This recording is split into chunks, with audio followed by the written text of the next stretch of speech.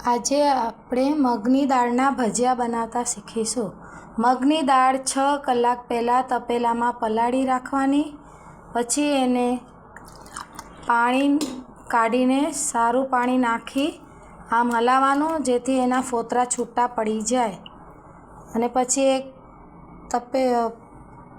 એક કઢાઈ લેવાની અને આ ચાળણીવાળું વાસણ લેવાનું, ચાળણી લેવાની અને એમાં આનું પાણી નાખવાનું તો આપોઆપ મગના ફોતરા છૂટા પડી જશે। આમ ફોતરા નીકળી જશે અને દાળ રહી જશે। આવી રીતે દાળના ઘણ ખરા ફોતરા નીકળી જાય ત્યાર સુધી કરતા રહેવાનું। ફરી એ પાણી 2 થી 3 વાર આપણે વાપરી શકીએ। જો આવી રીતે દાળ રહી જાય અને ફોતરા આમાં આવી જાય અને પછી આગળની રીત હું પછી જણાવીશ।